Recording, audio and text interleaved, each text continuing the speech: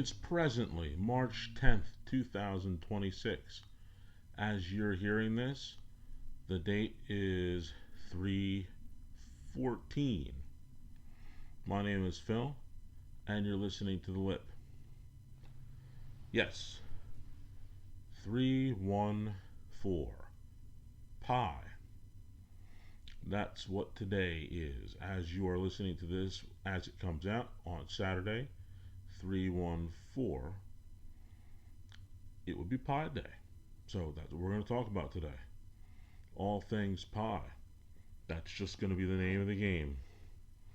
Eventually, every once in a while, you're going to think I'm crazy when I start saying stuff like 1592653 and continue on with what I'm talking about. That's just what's going to happen in this episode. So don't be weirded out by it. If you're not quite sure about what's going on, I'll let you know when it's all over with. Turns out that, whew, it's been an interesting couple of weeks now. I'm back to doing another live episode, and I believe it was 2 weeks ago. Not 2 weeks ago. I can't even tell time myself. It was actually this last week, on March 7th. Turns out that my daughter Maggie has been on a basketball team for this season, and her team advanced to and won the finals on March 7th. It's a really cool thing. It's really neat seeing them get their championship trophy. One of the coolest things I've been exposed to. Really, really neat. I've won some first places once in a while, but there's something different about winning in a team sport. I never did that. That was pretty cool. But of course, it was really, I think, cooler to watch that victory because it was neat as I was able to see all season long as the team started and as they got closer together and then they started to develop and then eventually the last 3 or 4 practices they had, they were sharper. They were more receptive to coaching. They played together. It was really, really cool to watch. I certainly will definitely document this in my mind for years to come.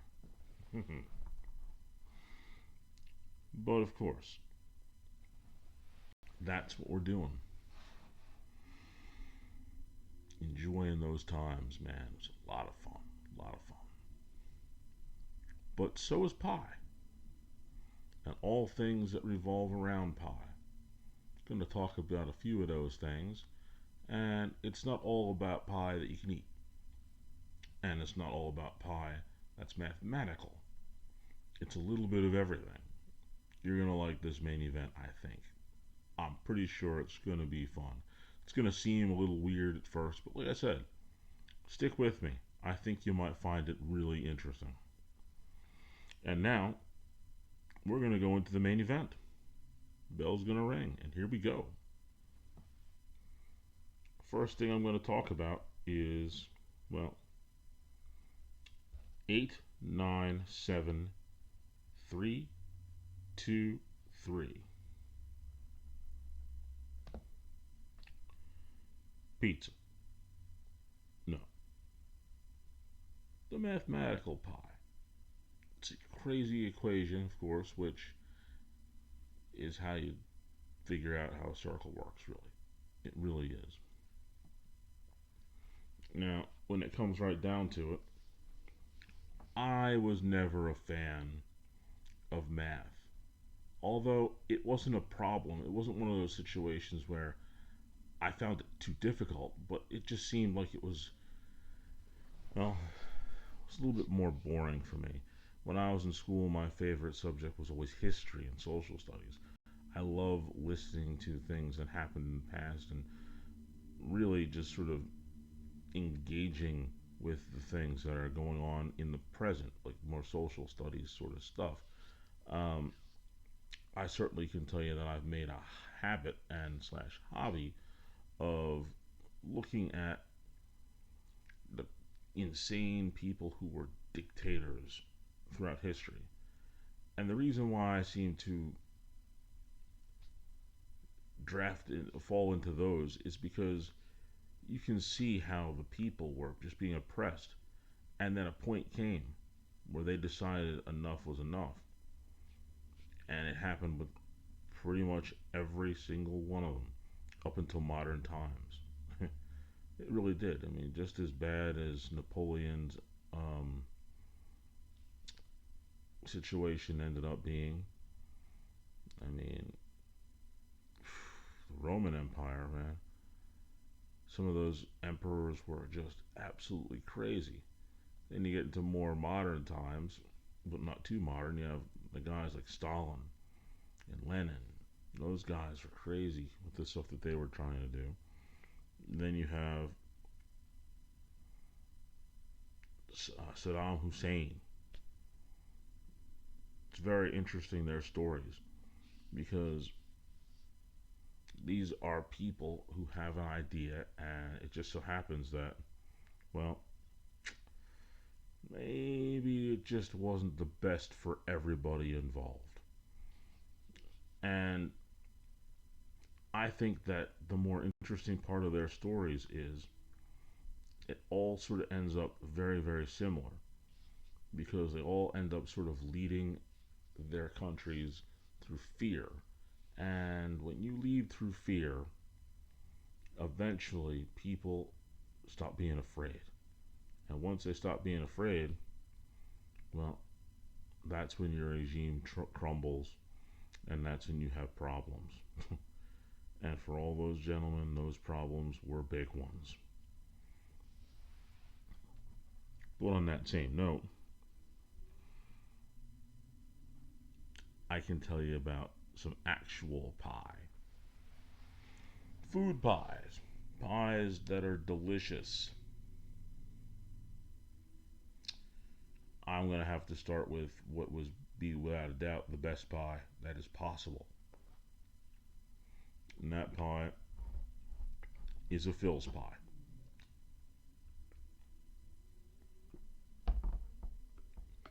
You know that pie that I've been talking to you about when I was talking about things that were perfected.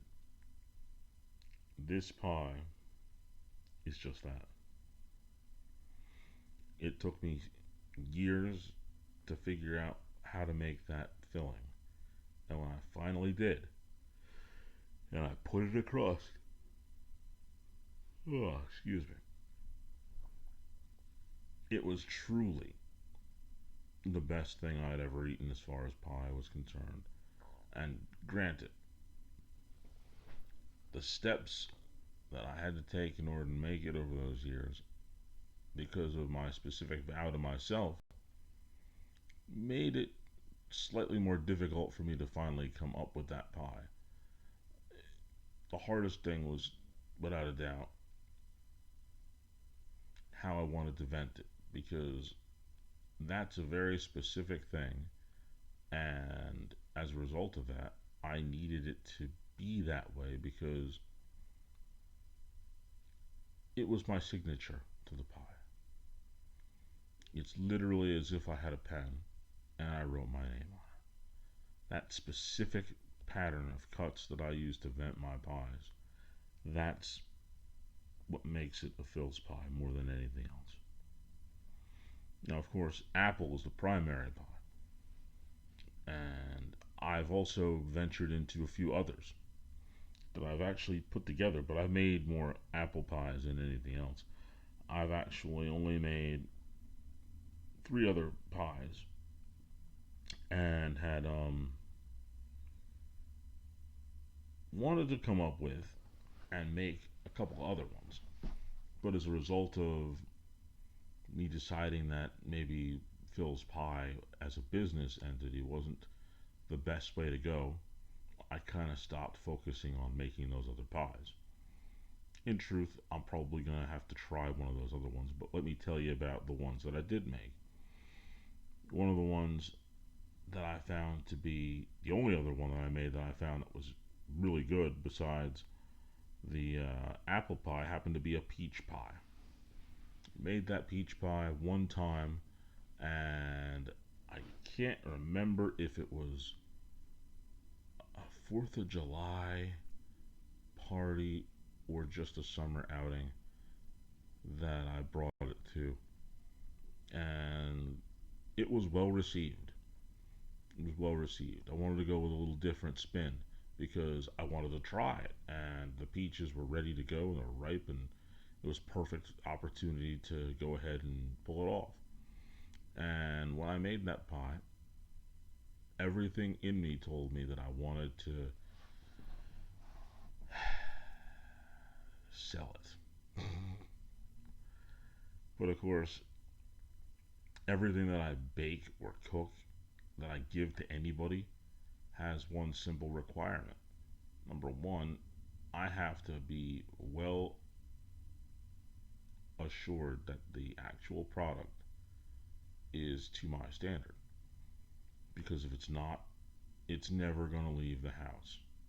In fact, let me stress that and change it. Not only will it not leave my house, that abomination won't leave my kitchen. I won't even let it go past the couch. It will never make it that far if I deem it to be unworthy of presentation. And truthfully, I've had a few, and those things you will never know about because they've never left the kitchen. But this peach pie was absolutely not one of them. It was really good. It was well balanced. It wasn't too sweet. It was just right. I pretty much used the same formula that I used for the Phil's pie, which is the apple pie, and it turned out better than I could have expected it to. I was well pleased, and for some reason, I never made another one. And when I made that pie, it was, man, it was a while back. Like, a while back. I'm thinking it was somewhere between 2016 and 2019, or somewhere in that neighborhood. It was definitely before COVID, but I never made that pie again. And the only time I even tried a little bit of it was when I was putting it in a crust. I always make sure to, before I put any of the pies in a crust, I try some of the fruit before it goes in. And I was overjoyed at the way those peaches tasted. They were incredible. I wish now that I had made more from that day. But hey, it's 2026. Peaches are soon to come into season. That might be something that I might go ahead and put on my things to do list. Speaking of which, there are two other pies that I did make. Other people did like them, but personally, I was a little bit thrown off by them. And I guess it's personal taste more so than anything else. Because over a Thanksgiving holiday season in 2013, I believe it was, or 2014, one of those 2 years, when I was selling my pies actively, I had a gentleman who actually requested the apple pies, and I always they were always perfect. But then I put on my menu sweet potato and pumpkin pies as well. Now, again, I usually don't let things leave that I'm not pleased with, but I had on good opinion that both the pumpkin and sweet potato pies were at a level that people liked. Now, this is one that was a little strange for me because I tried both of them.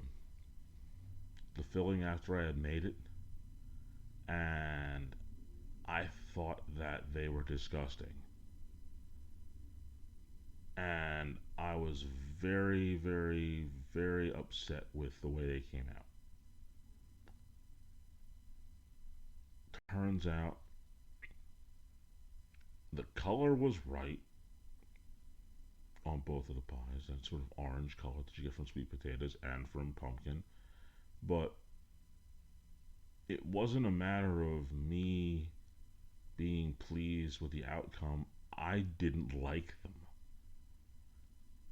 The customer came, bought them, and I must say that they paid a premium for those pies. And I got a very good review. He enjoyed them. His family loved them.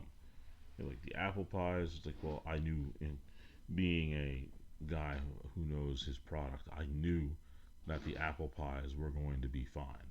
But I had some serious questions about the pumpkin and the sweet potato. And it turns out that the gentleman certainly answered those questions. He said that they were well received at their Thanksgiving dinner. And I pretty much was able to breathe for the first time. And the thing is, after I gave him the pies, was I believe it was it Thanksgiving Day itself, or was it the day before? I think it might have been football was on. It was Thanksgiving itself, and he swung by, picked him up, and took him to the dinner that he was having. I didn't hear from him for like 2 or 3 days, and man, you would have thought that I was holding my breath underwater inside of a chest, waiting for him to tell me that those pies were good and everybody enjoyed them. Because the second he did that, I was able to take a nice exhale. I was stunned. I personally thought that the product wasn't very good, but it was a unique situation. Peach pies, apple pies. I love peach pie and I love apple pie. Thus, I was going to be slightly biased by the fact that, well, I expected them to be good and they turned out well. Whereas the pumpkin and sweet potato were not on my list of favorites. And when I tried them, I was not pleased. But this is why it turns out that you don't necessarily have to like what you're making sometimes in order to make it good. And when it comes to cooking or baking, a lot of times that happens to me. There's plenty of stuff that I make or have made that I don't particularly like the taste. Just I don't. But the people who eat those particular items that I've made think it was sometimes the best thing they've ever had. And I was like, well,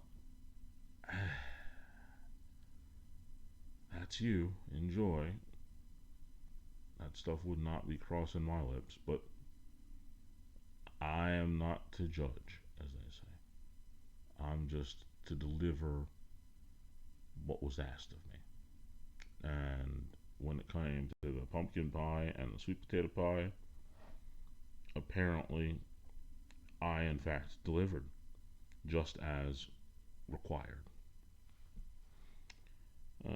4, no, 8, 4, 6, 2. Um, Pizza. I believe by now anybody who has heard anything that I have ever said on this show, between here on YouTube or on Spotify archives now, you know how I feel about pizza. It would really be crazy if I didn't mention pizza on the show about pie. It would be ridiculous because what do they call pizza? They call it a pie. Now, I can certainly say that I've had a lot of it. I've had really good and I've had really bad. And I've had a lot that's in between. And personally, here comes a little look behind the curtain of the show and of me personally. What's more disappointing to me? Going to a pizza place and really enjoying it and finding it to be in my elite top 5, or going to a pizza place that's just disgusting and I need to rinse my mouth out with like sulfuric acid in order to get the taste out of it. The answer is I'm actually more disappointed when pizza is really, really good. It's strange. I talk about how I like pizza and how I think it's the greatest thing in the world, right?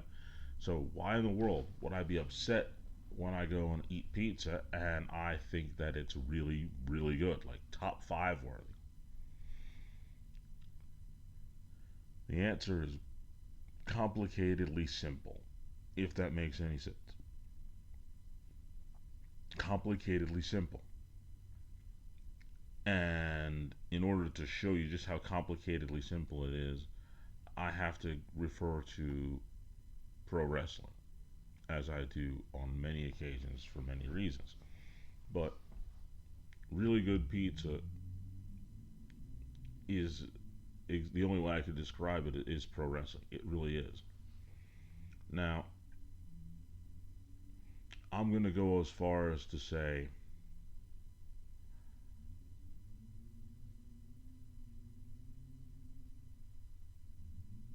if I were to watch WWE right this moment and want to see a match of a guy that makes me really find a lot of enjoyment while watching his match, and it's just something that's really good, and I'll tune in to any time that this guy is wrestling. That would be like the current Intercontinental Champion, Penta. I really like his stuff. I think he's fun to watch. Zero Fear. I think he's a lot of fun to watch. Another guy who I enjoy watching very thoroughly, and I'll watch any of his matches all day long, is Drew McIntyre, the former WWE Undisputed Champion. I like watching his matches. If I'm watching a match and I happen to see him on there, I'm going to pay a little more attention. That is the general place where I find a pizza that is solid and it's strong. And that's where I like to live, if that makes any sense. I like to live in that super consistent pizza places like that. Um, you give me a match with Tito Santana. You give me a match with um,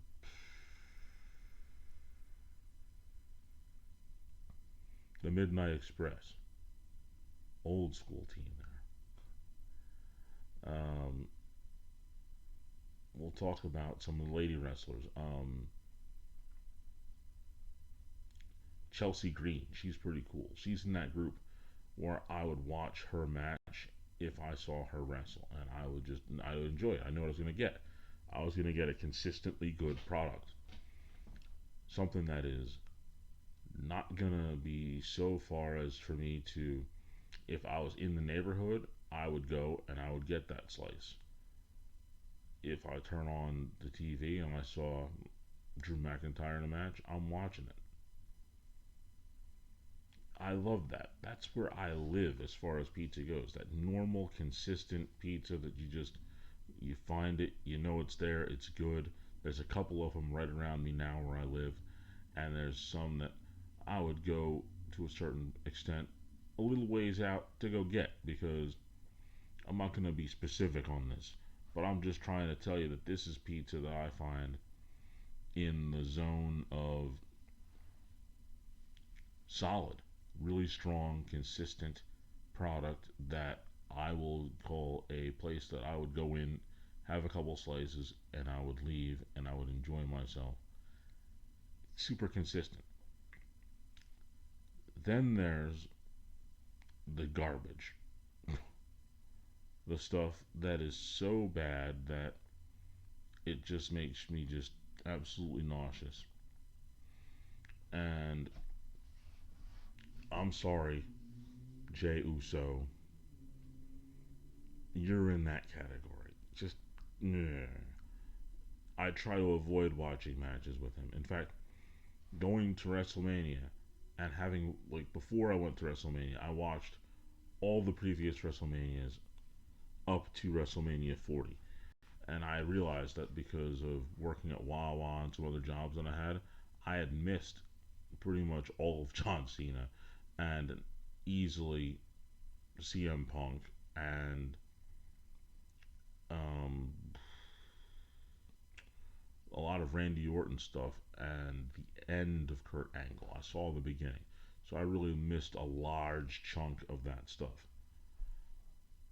And as I was going through it, I noticed that the worst match that I ever saw in a WrestleMania, and that's by far, I've never seen one so bad in my life. I honestly think it's the worst WrestleMania match ever. Jey Uso versus Jimmy Uso. It's the epiphany that I had when I saw that match coming up. I wasn't excited. In fact, that's when I chose to take my daughter to the bathroom when we went to WrestleMania. I went to the bathroom during that match because I wasn't interested in it. It wasn't great. And then the match itself was, it was, it should have been on um, one of those shows that they used to have, Velocity or Heat, a TV show that was just not even the top wrestlers. It was terrible. It was not worthy of the showcase of the Immortals. Now, when I go to a place and I go in and it violates all the rules that I've discovered, like I said, they use a screen to make it. You can't see them make it. Um,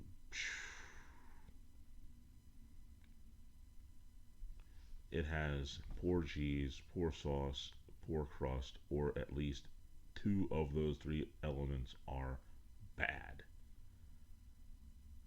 I'm not so upset because I go into it thinking, unlike our criminal justice system, you are innocent until proven guilty. I go into every pizza situation thinking that it's only average. And then I get a pleasant or an unpleasant surprise. And when I go into those pizza places and it's bad, I'm kind of not so offended. I'm like, well, that's okay. If nothing else, I've learned something. I've learned that I'll never go back to this place again. And I always keep that locked into my head and won't ever let it out. Like I said, now the good stuff. The best pizza. The way I would describe that and It's a place that I would go out of my way to go to because all three elements, the cheese, the sauce, and the crust, are at the elite level where it doesn't get any better. I haven't had any better. There's only five places that I like to utilize, and I will continuously say Capone's is the best pizza, especially their brick oven masterpiece. Their gourmet pie is just the greatest thing I've ever made. You can't compare it with any other pizza. It's that good. Their normal pie is above every other normal pie as well. It's just on top of the world. But now that I'm up here, that I'm over here in Philadelphia, I get that stuff very rarely. In fact, mm, I don't really remember the last time I had it. It was sometime last year. But boy, I can't wait to go back to get it. And if I had to compare that with a wrestler, because that's what we're doing, I would compare it with Brock Lesnar, The Undertaker, Andre the Giant. And I choose these individuals because when this is why I get more upset when I find pizza that I feel that I believe is in that very highest tier, the top level. Because I put it with the Andre the Giant, the Undertaker, the Brock Lesnar. And when I say Undertaker, I mean Undertaker at the end of his career. Brock Lesnar now. Andre the Giant. Where it becomes an absolute must see. But because it's a must see, you don't get to see it very often. It's a spectacle. It's an event all on its own, beyond whatever wrestling is happening. You get to see Andre the Giant. You get to see The Undertaker. You get to see Brock Lesnar. And for the record, I've only seen Undertaker in person. I've not seen Brock Lesnar in person. I've never got the chance to see The Undertaker in person. But it absolutely is a spectacle when you get that. The word is just escaping me. An attraction. And that's what they are. They're an attraction. You only get to see them once in a while. So you better go see them when they're there. And that's what those are about. And that's why I get a little bit more upset when I find a really good place and it doesn't happen often. But when it does, you know that it is that sort of an attraction place. And in order for it to be an attraction, in order for it to really be as good as it already is, to really lock that in, the attraction has to be rare. And among my top five pizza places that I've ever had, Capone's, which of course is number one, is the rarest. And I go there when I can. It's in New Jersey. It's a while away from here, about an hour and a half, 2 hours away. And when I go, I know that I'm going to enjoy what I get, number one. Number two, it's usually been a while since I had it. So the build up and anticipation is always going to be great. And three, when I'm finished, I know that I'm not going to have it again for a while, and I really need to appreciate what I've gotten. That's what kind of bugs me sometimes when I find a place that's that good, because it's a place that I would go out of my way to get to, but I know that if I made the weekly trip to go see Capone's and eat their pizza, it wouldn't be as special. Andre the Giant, if he didn't, during that time when I was in my early peak fandom, during WrestleMania 4 and 5, you only saw Andre the Giant 3 times, 4 times a year in a big show. You never saw him in a lot of small events because his health was beginning to decline, and it was really something to see. After a while, Undertaker, he started falling apart, and his back and his knees started bothering him, and you only got him WrestleMania for about 6 or 7 years, maybe even a little more, but it was just only WrestleMania. Brock Lesnar, he was gone for a couple of years, and now he's come back, and he's very, very sparingly seen. Probably going to be at WrestleMania, and that'd be the first one since the Royal Rumble. So it's not every day you see him. So when it comes out, when you get pizza this good, you really have to pay attention to it. You really have to enjoy it when it's there. And that's why I really appreciate the stuff that's in the middle. It's not the very best, but what is it? It's consistent, it's good, it puts a smile on your face every time you get it. You can have it every week and you're not going to be upset with what you get. You miss it a few weeks, well, you missed it a few weeks. You come back and you get it, and you're still just as happy as you were when you got it the first time. It's a wonderful thing, the stuff in the middle. So truthfully, it's harder for me to go to the really good places than it is for me to go to the ones that really stink. But the best places, the ones that make you,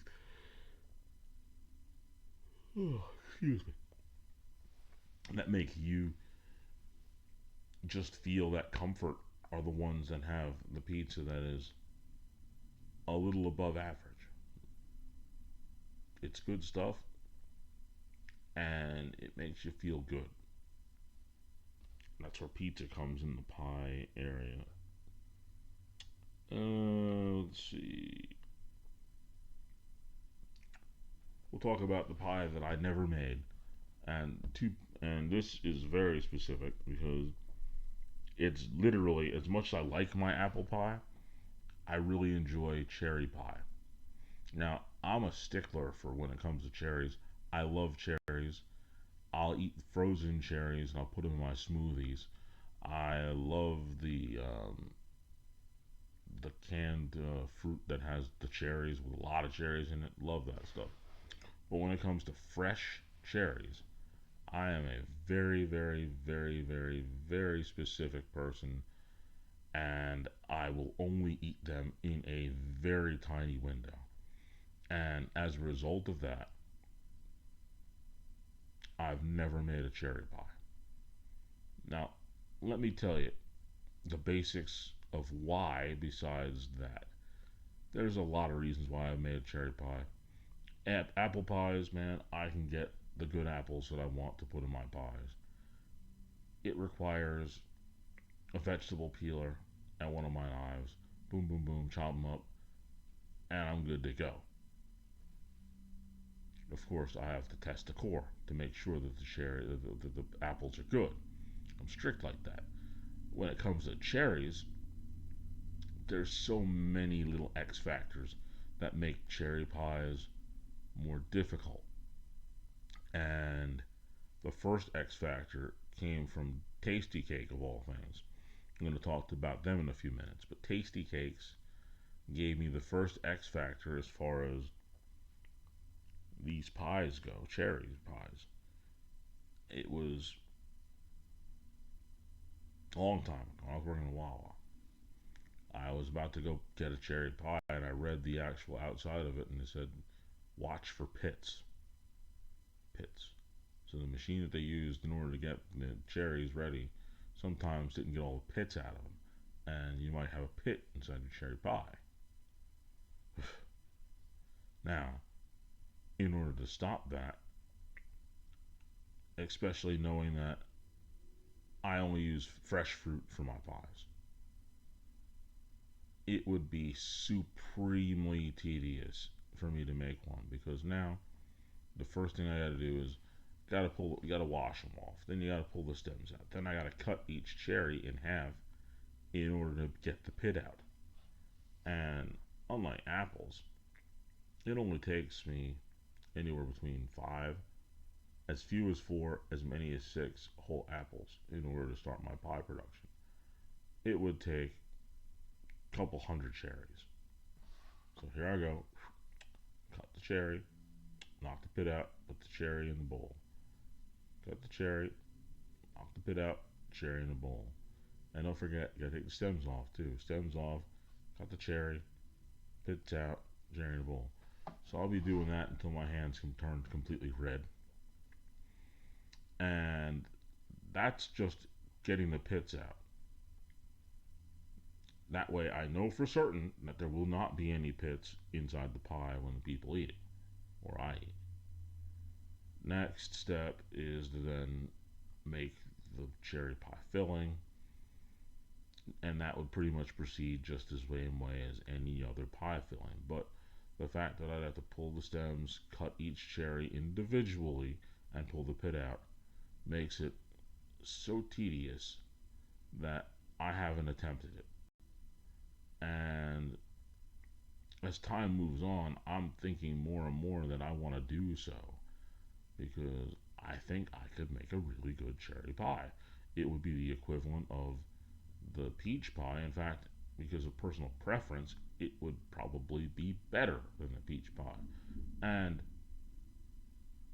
dare I say, better than my Phil's pie, the apple pie, just because I like the fruit more. Now back to the fruit again. I said I'm very, very, very, very picky when it comes to cherries. There is a small window that I have personally discovered over 20 years, and it's the only time that I'll buy cherries that are fresh. Granted, there are countries who make cherries all year long, and I am not a fan of a lot of those cherries from a lot of those places. The only ones I like are from California, and the window is between maybe the last week in May and possibly the first week in July. Anywhere in July isn't going to be good, but June is the sweet spot. Those 4 weeks, that's where you get the good ones, the really good ones. Like I said, you could maybe in the early stages of May, and possibly it could float out there towards the end of July, the beginning of July. But I personally wouldn't want to take that bet if I had to.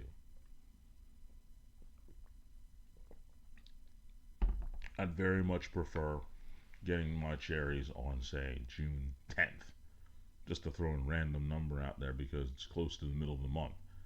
You probably got a few more weeks of good cherries behind you, and you had a week of good cherries ahead of you. It's probably where I would probably aim for. And that's all I can tell you about it. I mean, man, that's why I can't do a cherry pie. Because a short window, and I have to have those very specific cherries, but it's super tedious for me to go about making that pie. Now, again, I may be willing to put it on my list of things to do this summer. Come up with a peach pie, come up with a cherry pie. Who knows? It might not be the worst idea.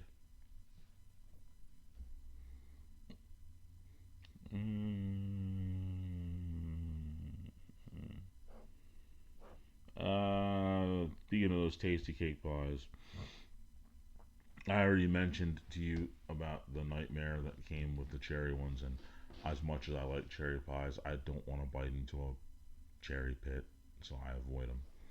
But there were two kinds of pies Tasty Cake makes that I do not avoid, and they are both pudding pies. Now, I've made a few pudding pies in the past, You gotta have the graham cracker crust in order to maximize a pudding pie.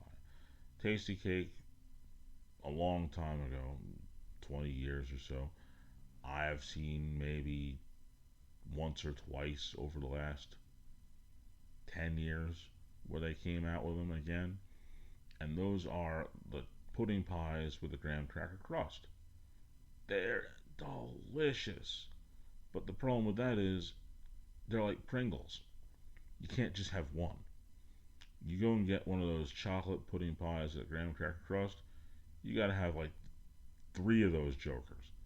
And then you need three more for the next day. Because they're just, if somebody, I, and I know the person, Walter, it was Walter White from Breaking Bad. If he took his crystal meth formula, added it to crack, and mixed it with bacon, that's pretty much what these chocolate pudding graham cracker crust pies are. Super addictive, and they'll kill you quickly. Uh, that's the only way I can describe them. And I honestly say the best thing that has happened to me personally is that I haven't seen any in a long, long time. Or else I would probably weigh twice as much as Yokozuna.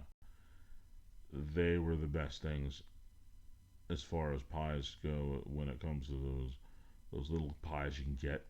Granted, there ain't nothing stopping me from making them except for the fact that I don't want to be as big as Yokozuna. Now, on that note, Tasty Cake came up with something close. Something that I really enjoy, but at the same time, it's limited time only, and they've come out with those things every year. They've been consistent, and it is a all chocolate pie. It is a chocolate pudding pie with a chocolate crust with a chocolate bit of icing on the top.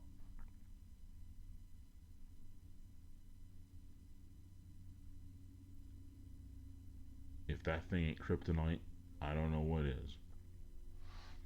Like I said, the only thing that could make that pie better just flashed in my head, and I'm not going to speak the words because if I do, I may consider doing this the next time those pies come out. And if I do that, I will probably never leave the house and I'll go and get every single one of these pies and just hoard them. Go to every store that I know sells them and just stockpile them and just do this thing to those pies. And I can't believe I thought about it and I wish I didn't, but I'm going to say it anyway. The only thing that would make those all chocolate pies better is a little bit of peanut butter. Oh, my goodness. I just, no. It's, no, no. Mm-mm. I just did wrong by everybody in the universe. Because now, in my mind, I'm thinking about making a chocolate peanut butter graham cracker crusted pie. Hmm. That may be on the to do list, but it really shouldn't be. It should never be on the to do list. I should never make that thing because, again, if I do in the laboratory come up with something like that, um, it would just be bad for humanity and my blood pressure and my sugar level. All would go bad with that. Really would. Really, really would. Let's pretend we never said that.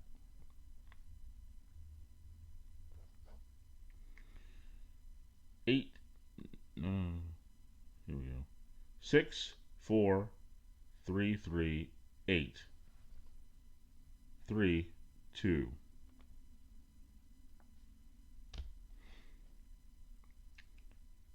Now, there is one more pie that I'm going to talk about, and that pie is pies that I used to make when I was a kid, living in Barnegat, New Jersey. Turns out that on Gunning River Road, where I lived, there was some really good dirt. Like super fun clay dirt that was just incredible. And some of it was just really dark brown. Some of it was a little bit lighter on light brown. And then there was even some red earth that was there. Oh, crazy. And let me tell you how that stuff was super consistent and made the best mud pies. Now, I'll be the first to tell you, you don't eat mud pies. But certainly, if you got the right consistency of mud, the pie would be really, really smooth. But of course, that required a little bit of work. You'd have to go and you'd have to dig out all the little stones and all the little twigs that were in it. And you'd have to mix it just right between the water and the dirt in order to get the perfect consistency, which would pour really well into a frisbee to make the pie. You couldn't get any better than that. Talking about mastering the mud pie, you have to have the right dirt. And certainly, the best dirt, like I said, was clearly on Glen River Road. And between the red dirt and the brown dirt, man, it was crazy. But there was one other spot there in New Jersey that was also really cool. And it was in the area of Barnegat where I live, not too far. If you went to the Barnegat Bay on the area that was called Pebble Beach, it's what it was. It was a beach. It was right there on the off the bay. And what you could do at that beach, you could get some really clean white sand. That stuff also made really neat mud pies too. And you'd have the water from the bay, which is a little different than regular water that came from your tap or your hose.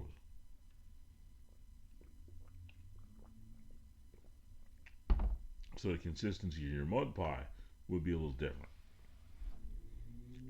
especially since that beach sand had a tendency to really dry quickly, and it didn't have that thick, muddy sort of thing. It would be really it was hard to make it. You had to be real careful in order to get it there. But once you did it, it would sort of dry and solidify to the point where you could almost slice it.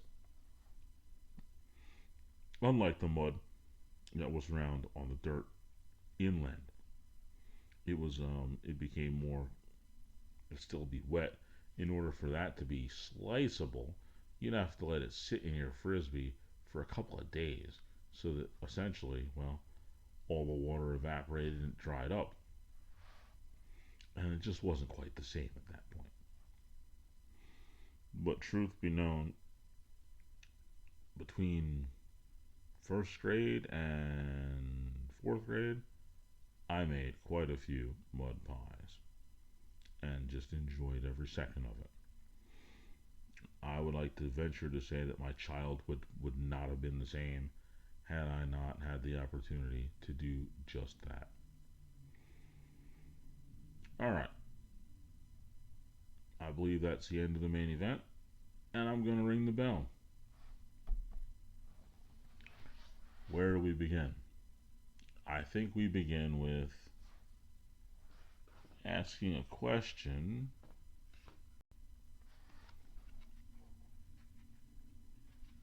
that would be a very interesting question to ask.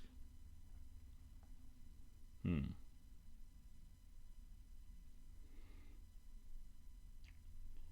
I'm going to ask three, I'm going to tell you three things, and these three things all have something in common. These three things all have something in common.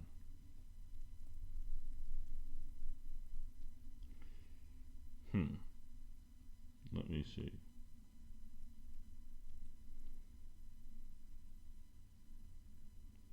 Which one of these looks better? Well,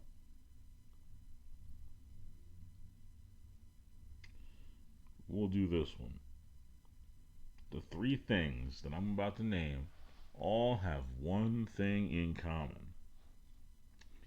And the three things are a lacerated kidney, a herniated disc, and colon cancer.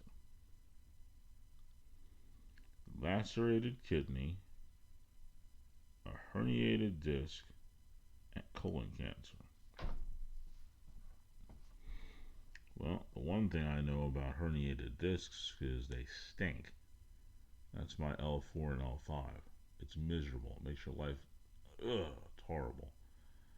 Um, you know how they ask you all the time at the doctor's office, are you in the worst? What's your level of pain? One being the least you've ever been in, and 10 being the most you've ever been in. I usually walk around with my herniated L4, L5 disc area, and I'm 6 all the time. That's my normal. Never goes below it. It will sometimes go above it, but 6, that's my baseline. And I'm looking at these things, and I know how bad that hurts. A lacerated kidney is really, really bad. I can't imagine how bad that feels. I don't ever want to know either. Colon cancer. Well, that's why I got screened early. I've already done 2 screenings at this point in my life. Um, what could they have in common? What one thing would these three things have in common? Colon cancer, lacerated kidney,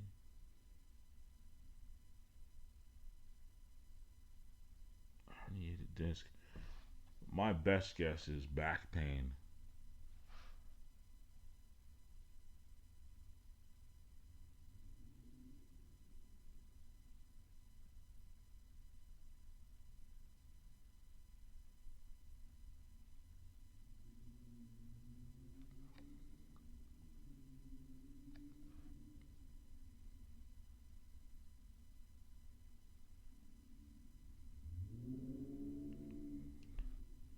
Obstacles that Eric Davis overcame to continue to play baseball.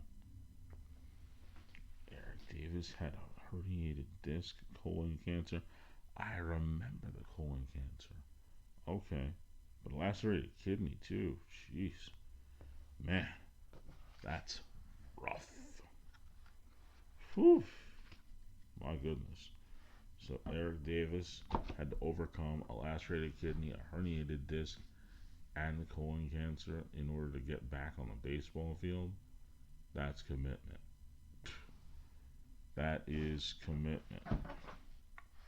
Now, for the question of all questions,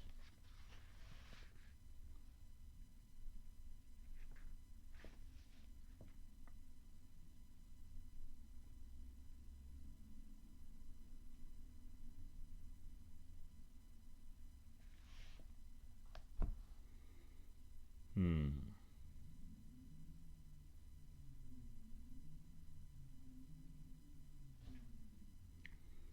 not the best questions in the world.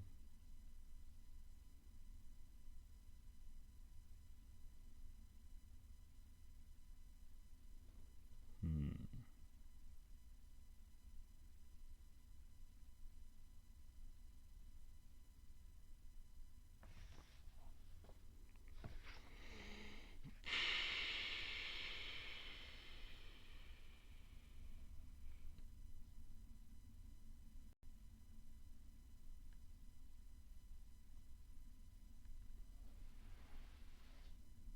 I think I found one that might work. But first, 79502.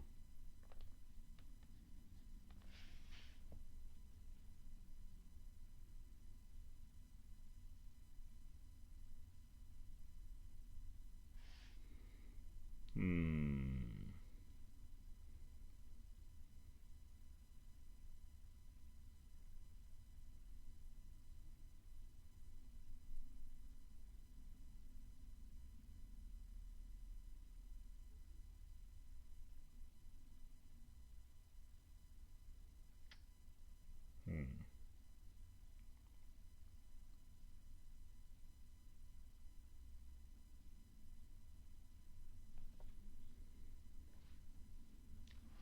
I'm looking at all these and I can think of just one.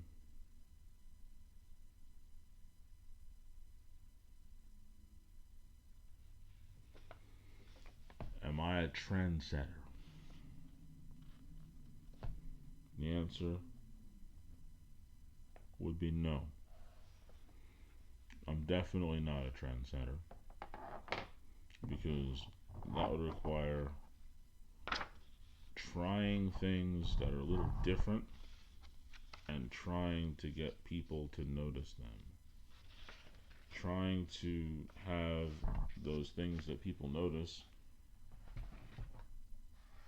getting them to do those things that you've been doing.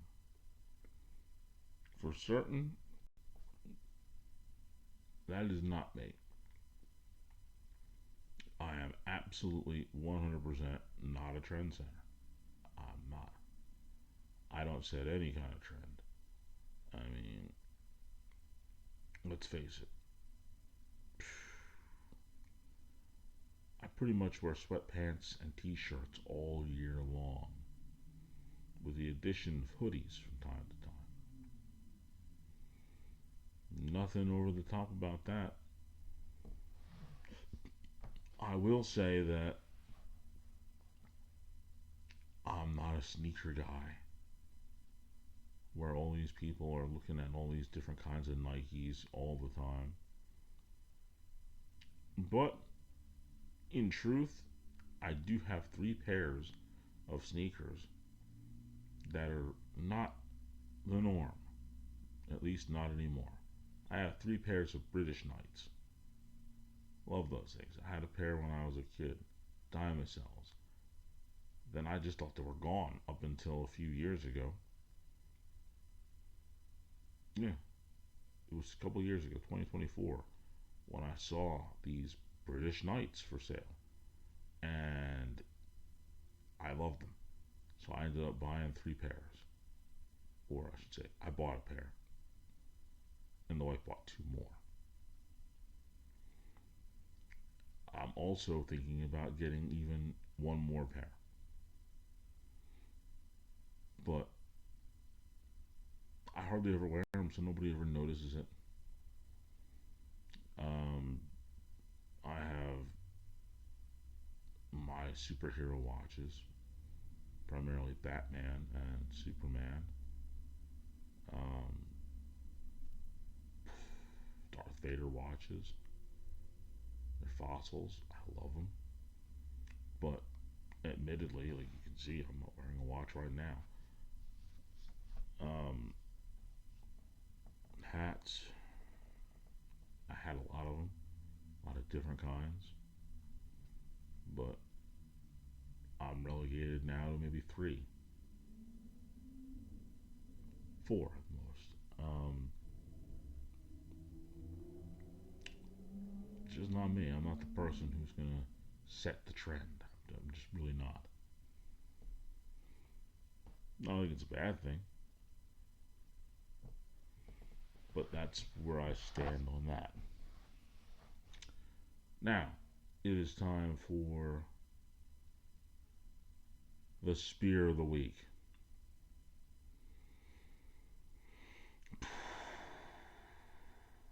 Boy, spear of the week is quite personal and it's hitting very hard.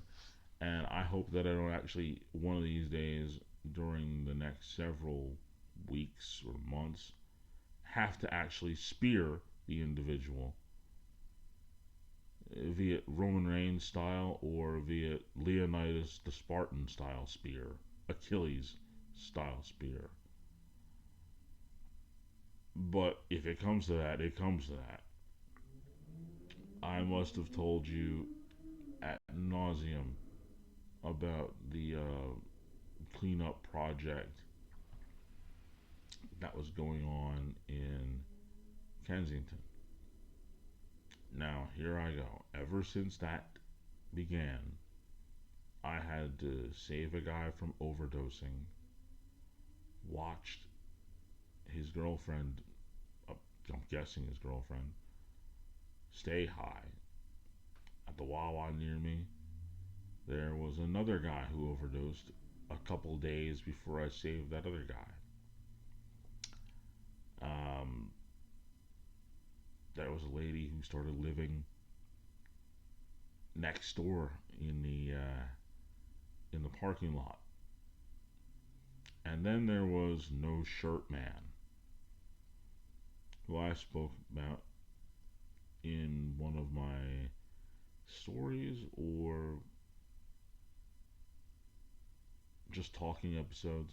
Talked about him. He showed up last summer, not even last summer, last March, about a year ago, to the day he showed up. And it was in March. He was walking down the street, no shirt on. And from that day forth up until sometime in November, every time I saw this dude walking down the street, and I'd see him walking down the street quite a bit, the one thing that was absolutely apparent, he wasn't wearing a shirt. So I just started calling him No Shirt Man. I saw No Shirt Man still floating around over the winter and really didn't think anything of it until one day when I saw him sitting in front of the Wawa just screaming. No Shirt Man wasn't screaming before. I think there's something going on. Fast forward to today, March 10th, 2026. It was like 80 degrees outside. So, of course, in the afternoon after I picked up the kids, I decided to sit outside and just soak in the rays and work on my shows. And lo and behold, there he is, No Shirt Man. And he's got no shirt on already. He's happy about that warm weather. And he walks over to the store, and I figured he was going to be done because usually, whenever I'd see No Shirt Man, he would be walking in the direction of what was a homeless encampment. And he would come back. I usually would only see him twice. I'd see him go down, and I'd see him go back. But this time was different. No Shirt Man went over by the store, and it was maybe 10 minutes. He comes back, and he goes in the other direction past my house. But there was a difference. Usually, No Shirt Man might be smoking a cigarette and just sort of walking down the road. But today, just like I had seen him sometime over the winter at Wawa, he was just yelling. And the disturbing part was when, after he came from the store, he walked past my house. He then walked back in the direction of the store. And what he was yelling is what makes me a little nervous about him now. He was yelling, "Leave me alone. Leave me alone." No Shirt Man must have some sort of mental thing going on or is on drugs. I hope not. But it seems like where before I would sort of leave him alone and not really worry about him, now I gotta kind of keep my eye on him. So I don't hope that it happens, but I've got to be ready for it if it needs to happen. But No Shirt Man, you're kind of the spirit of the week. On that note, we are going to shut down the show. Check me out on Instagram at Philip Henderson 5102. Join us, the Lit Facebook group. Join us. There's always room for one more. Always. Like I said before, we're trying to get to 100. It's a modest number, but we want to try to make it. It's kind of the goal to get to that 100 spot. And where are we at right now? We are at 97. Only need 3 more to get to that goal of 100. That's it, just 3. But of course, even after we get those three, there's always room for more. Always will. Always remember that. When it comes to the Lip Facebook group, there's always room for one more, no matter how many we have. Of course, I need you to like and subscribe to this channel where you're listening to this podcast right now on YouTube at Phil the Lip. I need that one. Absolutely need you to subscribe and like to this one. But now it is time for 88419. Okay. Why did I stop and just start spitting out numbers? If you hadn't already figured it out, which I know that a lot of you are smart enough, you may have done it already. From the very beginning of the episode, I only mentioned the number for pi when this is coming out because it's going to come out on March 14th. And I never actually said March 14th. I actually said this episode's coming out on 3/1/4. Then I started spitting out numbers. Just randomly. No. They all had a purpose and a point, and more importantly, they had an order. Every number that I spouted out was a place in pi. And I just sat here in the middle of this show and told you all pi to 37 places.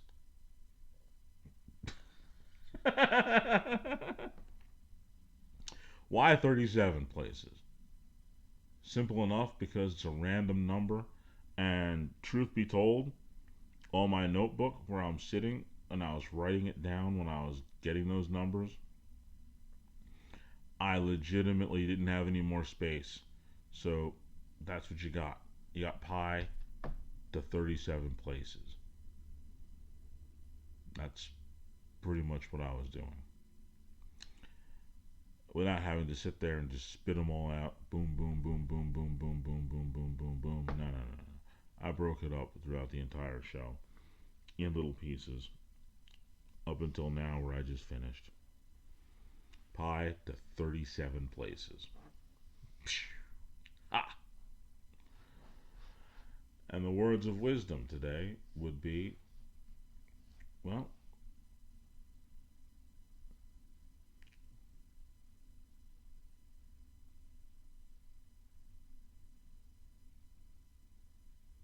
pi is good. All forms. Be it mathematical, be it pizza, be it fruit, and even mud pies are cool. Those are the words of wisdom. That's what I got for you today. On that note, my name is Phil, and you've just listened to The Lip.